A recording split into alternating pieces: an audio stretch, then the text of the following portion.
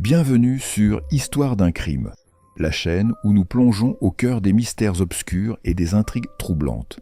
Préparez-vous à découvrir des récits fascinants et des enquêtes palpitantes. Installez-vous confortablement et laissez-vous emporter.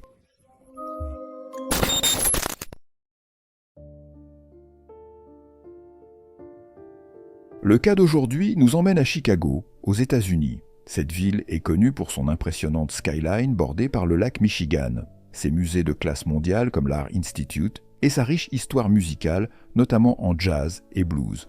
C'est ici que Sanya Khan habitait dans l'un des grands complexes d'appartements où les caméras de sécurité et de vidéosurveillance sont censées assurer la sécurité de leurs résidents. Sanya Khan était une Américaine d'origine pakistanaise de première génération. Bien qu'elle soit née au Canada, elle a grandi à Chattanooga, Tennessee, et s'est finalement installée à Chicago, une ville où elle incarnait un mélange unique de traditions sud-asiatiques et de société américaine moderne. Elle a fréquenté la Chattanooga School of the Arts and Sciences avant d'obtenir un diplôme de l'Université du Tennessee avec une double spécialisation en psychologie et en études féminines, reflétant sa profonde passion pour la compréhension du comportement humain et la défense de l'égalité des sexes. Sanya a commencé sa carrière en tant que travailleuse sociale, aidant les familles à faible revenu. Plus tard, elle a travaillé comme hôtesse de l'air, un emploi qui lui a permis de voyager et de rencontrer de nouvelles personnes, tout en soutenant son entreprise de photographie en pleine croissance. Pendant plus d'une décennie, Sanya a consacré son énergie créatrice à capturer la vie à travers l'objectif. Ses clients appréciaient sa capacité à mettre à l'aise même les personnes les plus timides face aux caméras. Elle avait un don inné pour remarquer la beauté du quotidien, capturant des instants éphémères que d'autres pourraient ignorer. Sanya était une romantique désespérée, rêvant de rencontrer l'amour de sa vie et de fonder une famille. Cependant, en tant qu'américaine d'origine pakistanaise, elle a également dû faire face à des défis culturels. Par exemple, une relation au lycée s'est terminée parce qu'elle savait que ses parents ne le prouveraient pas. Déterminée à trouver un partenaire répondant aux critères culturels, Sanya s'est tournée vers les rencontres en ligne, où elle a rencontré Rahil Ahmad. Ahmad, un jeune étudiant pakistanais-américain en pré-médecine au sourire éclatant, semblait parfait sur le papier. C'était le genre d'homme que la famille de Sanya approuverait, et il cochait toutes les cases. Cependant, un seul obstacle se dressait sur leur chemin, la distance. Ahmad vivait à Alpharetta, en Géorgie, tandis que Sanya était installée à Chicago. Malgré cela, le couple était déterminé à faire de leur relation à distance un succès. Ils se retrouvaient le week-end, profitant de la nature pour des séjours en camping, partageant des moments de bonheur malgré les kilomètres qui les séparaient. Les premières années de leur relation semblaient presque parfaites. Les amis de Sanya ont rencontré Ahmad et l'ont immédiatement apprécié, admirant la manière dont il la traitait. Ils pensaient, tout comme elle, que leur relation s'était épanouie au fil des années de rencontres à distance. Leurs horaires surchargés les obligeaient souvent à se contenter d'appels FaceTime, car tandis qu'Ahmad travaillait pour réaliser son rêve de devenir médecin, Sanya jonglait entre sa carrière de photographe et ses fonctions d'hôtesse de l'air. Sanya partageait souvent des anecdotes de leur relation sur son blog, se rappelant constamment que la relation en valait la peine. Ahmad avait une manière unique de lui faire sentir qu'elle était toujours une priorité. Même lorsqu'ils étaient séparés, il prenait l'avion pour passer quelques heures avec elle, même si cela signifiait prendre un vol de retour tôt le lendemain matin. Le jour de la Saint-Valentin, lorsqu'ils ne pouvaient pas être ensemble, Ahmad s'arrangeait avec la sœur de Sanya pour lui faire une surprise avec ses bonbons ou son plat préféré. Et même après avoir obtenu son diplôme universitaire, Ahmad voulait marquer cette réussite de manière spéciale. Il fit installer une banderole avec son visage dessus et, avec l'aide de la meilleure amie de Sanya, il la convainquit de prendre des photos de remise des diplômes avant de la surprendre le jour J en brandissant la banderole dans la foule. Après des années de rencontres à distance, Ahmad et Sanya décidèrent donc de se marier en juin 2021. Je viens de prendre cet appareil photo partout avec moi. Souple et gratuit. Oh, il est temps de sortir de votre zone de confort et faire quelque chose de beau ou extrêmement agréable pour la mariée. Leur mariage était une célébration de l'amour et de la culture, un grand mariage traditionnel pakistanais qui rassembla amis, famille et coutumes, chéris par les deux amoureux. Après leur mariage, Sanya Khan a déménagé pour vivre avec Ahmad à East d'Ohio. Dans l'un de ses posts, elle a partagé ses réflexions sur ce déménagement. J'aimais tellement voyager quand j'étais hôtesse de l'air. Mon escale préférée a toujours été Chicago. Et qui aurait pu savoir que 2 ans plus tard, j'aurais emménagé là-bas? Et puis je me suis marié, et la vie était merveilleuse. Je veux dire, j'aime mon mari. À cette époque, l'activité photographique de Sanya était florissante. Sa présence sur les réseaux sociaux augmentait et ses clients la félicitaient constamment pour la façon dont elle les faisait se sentir devant la caméra. Elle était fière de son travail et le partageait sur les plateformes où ses abonnés commentaient à quel point ils aimaient travailler avec elle. Pendant un certain temps, il semblait que tout s'était mis en place pour Sania. Sa carrière était florissante et son mariage semblait bien se passer également. Cependant, au fil du temps, les amis de Sania ont remarqué des changements dans son comportement. Elle est devenue silencieuse, a cessé de mettre à jour ses réseaux sociaux et a pris ses distances avec ses proches. Des amis ont tenté de la contacter, mais leurs inquiétudes n'ont suscité que peu de réponses. Cela a marqué le début d'un chapitre plus sombre dans la vie de Sania, celui où elle a vu un côté de son mari qu'elle n'avait jamais vu auparavant. Ahmad souffrait depuis longtemps de problèmes de santé mentale, ce dont Sania n'était pas au courant avant leur mariage. Son stress était aggravé par les pressions liées à la poursuite d'une carrière médicale. Selon Sania, les attentes de sa famille pesaient lourdement sur lui. Bien qu'ils aient passé du temps ensemble, leur relation était en grande partie à distance avant leur mariage. Ses amis ont émis l'hypothèse que c'était peut-être la raison pour laquelle ils ne se connaissaient pas très bien, le genre de relation que l'on ne peut comprendre que lorsqu'on vit avec quelqu'un pendant une période prolongée. Quelques mois après leur mariage, les choses ont pris une autre tournure. Le 7 décembre 2021, au milieu d'une des dépressions d'Ahmad, il a tenté de se suicider en entraînant Sania avec lui. Dans un moment terrifiant, il l'a attrapée et s'est dirigé vers le balcon du 20e étage de leur appartement, essayant de les plonger tous les deux dans le vide. Heureusement, la mère d'Ahmad était présente et est intervenue, les sauvant tous les deux. Sania, terrifiée, voulait aller voir la police, mais sa propre mère l'a persuadée de ne pas le faire.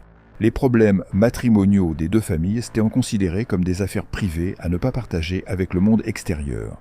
La maladie mentale était également stigmatisée, entraînant un sentiment de honte auquel aucune des deux familles ne voulait faire face.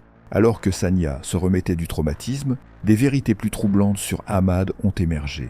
Il avait menti sur son âge, prétendant avoir 30 ans, alors qu'en réalité, il en avait 36. Ayant l'impression que toute sa relation était basée sur des mensonges, Sania s'est confiée à ses amis en révélant la profondeur de ses difficultés, racontant que Ahmad ne dormait pas, se comportait souvent de manière erratique et refusait de demander de l'aide.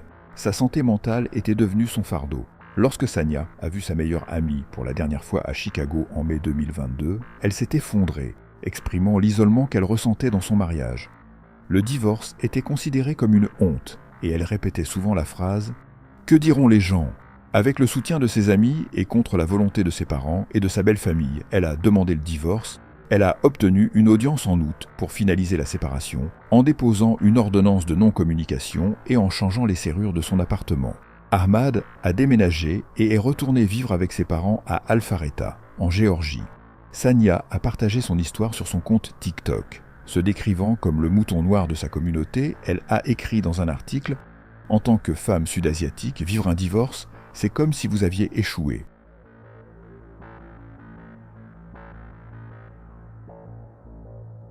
Au départ hésitante à révéler les détails de ses difficultés personnelles, Sania s'est finalement sentie obligée de s'exprimer, croyant qu'elle devait à elle-même et aux autres femmes de se battre pour leurs droits. Sania a décrit la résistance à laquelle elle a été confrontée de la part de certains membres de son entourage.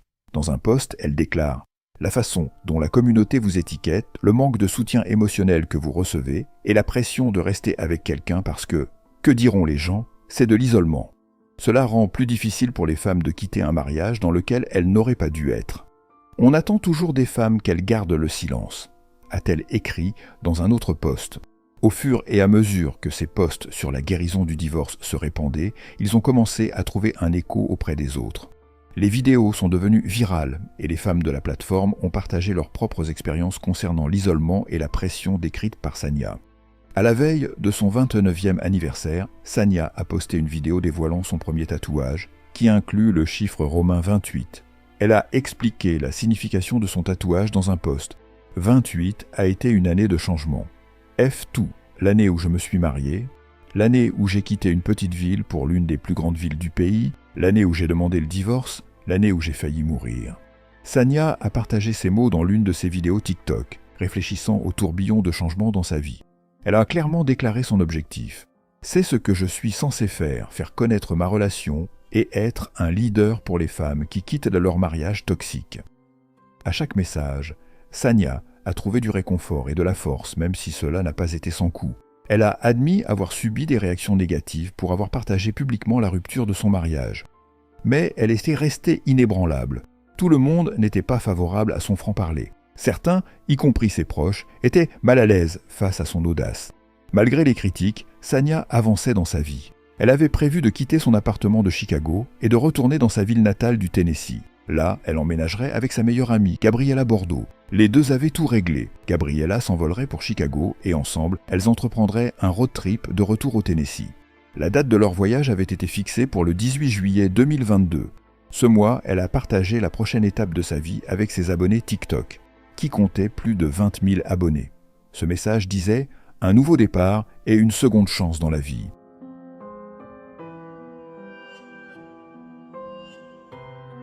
Mais alors que Sanya s'apprêtait à ouvrir un nouveau chapitre de sa vie, une tragédie survint. Ahmad avait été déclaré disparu depuis 2 jours par sa famille. Cette dernière, inquiète de sa disparition, avait déposé un rapport de personnes disparues. La police d'Alpharetta, en Géorgie, a demandé un contrôle de son état de santé, mais il était introuvable. Ensuite, la police de Géorgie a informé la police de Chicago, qui, probablement au courant du divorce, a décidé de procéder à un contrôle de santé dans l'appartement de Sanya. Vers 16h30, les policiers sont arrivés à son appartement. Juste au moment où ils arrivaient, ils ont entendu un coup de feu, suivi de ce qui a été rapporté comme un gémissement. Craignant le pire, ils ont pénétré de force à l'intérieur. Ce qu'ils ont découvert était dévastateur. Sanya gisait inconsciente près de la porte, une blessure par balle à l'arrière de la tête. Dans la chambre, Ahmad a été retrouvé avec une blessure par balle à la tête et un pistolet à la main, avec une note de suicide à proximité. Selon la police de Chicago et le bureau du médecin, Sanya a été déclarée morte sur les lieux. Sa mort a été classée comme un homicide. Ahmad a été transporté d'urgence à l'hôpital, mais lui aussi a été déclaré mort. Qu'est-ce qui s'est passé le 22 juillet 2022 ? Rahil Ahmad a conduit jusqu'à Chicago, déterminé à retrouver Sanya. Il avait parcouru plus de 800 milles pour surprendre Sanya, mais cette fois, son intention n'était pas romantique. Les réseaux sociaux de Sanya étant toujours publics, il était probable qu'Ahmad sache exactement où elle se trouvait et quel était son emploi du temps. Malgré l'ordonnance de non-communication prononcée contre lui, il a réussi à accéder à son complexe d'appartements en trompant un agent de sécurité, prétendant qu'il était là pour visiter un logement. Après la visite, Ahmad a dit à l'agent qu'il rendait visite à un ami, ce qui lui a permis de rester dans le complexe d'appartements. C'est alors qu'il se dirigea vers l'appartement de Sanya. D'une manière ou d'une autre, il a réussi à lui faire ouvrir la porte. À un moment donné, elle a dû essayer de s'enfuir, et c'est à ce moment-là qu'il lui a tiré une balle dans la nuque. Après son terrible geste, il a dû rester dans l'appartement. Juste à l'arrivée de la police, il avait retourné l'arme contre lui pour mettre fin à sa vie. On ne sait pas si Ahmad était venu pour demander une réconciliation ou pour mettre fin à la vie de Sanya. Sa décision de quitter Chicago, de quitter l'appartement et de retourner dans sa ville natale de Chattanooga a peut-être été perçue comme le rejet ultime de la vie qu'ils essayaient autrefois de créer ensemble. La note d'adieu qu'il a laissée derrière lui disait « Je suis venu lui donner la robe de mariée et le pistolet pour plus de sécurité puisqu'elle vivait seule à Chicago. Elle et moi avons passé de bons moments ensemble et avons ri et nous nous aimions. Elle a dit qu'elle voulait garder le pistolet. En partant, je ne pouvais pas être sans elle, et pour l'effet dramatique de la convaincre de se remettre ensemble, j'ai juste mis le pistolet sur ma tête et je lui ai dit à quoi bon vivre sans toi. Je lui ai dit que je ne pouvais pas vivre sans elle, et j'ai pointé le pistolet sur ma tête, mais elle a essayé de me le retirer, et le coup est parti. Je ne peux pas vivre avec moi-même, sachant que ma présence ici a causé cet accident. Je suis vraiment désolé. » L'histoire de Sanya Khan et Rahil Ahmad illustre les dangers d'un mariage toxique, les défis émotionnels du divorce et la stigmatisation de la maladie mentale. Leur relation, marquée par des troubles mentaux non traités et des attentes culturelles écrasantes, a tragiquement pris fin. Cette histoire rappelle l'importance de reconnaître les signes de toxicité dans une relation et de briser les tabous culturels autour de la santé mentale et du divorce, afin que les individus puissent chercher de l'aide et vivre en sécurité et en paix. La mère de Sanya a déclaré « Perdre un enfant est la chose la plus difficile que j'ai vécue et je dois vivre avec ça pour le reste de ma vie.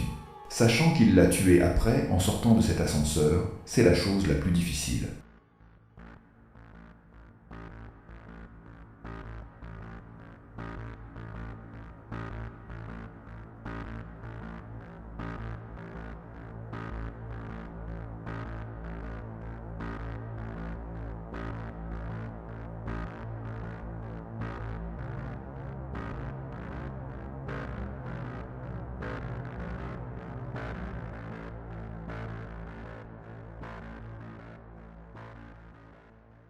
Dans une interview avec le magazine Time, Gabriella, l'amie avec laquelle Sania voulait faire le road trip, a déclaré « Je n'aurais jamais imaginé qu'une personne aussi pleine d'entrain qu'elle puisse être à ce point manipulée ou contrôlée. Il surveillait ce qu'elle écrivait, avec qui elle passait du temps et comment elle se présentait.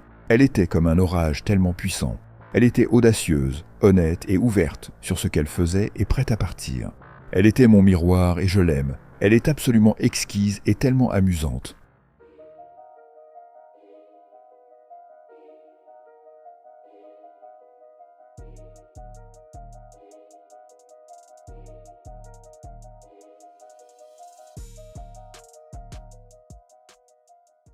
Merci d'avoir regardé la vidéo.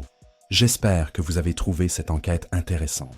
N'hésitez pas à partager vos pensées et vos théories dans les commentaires.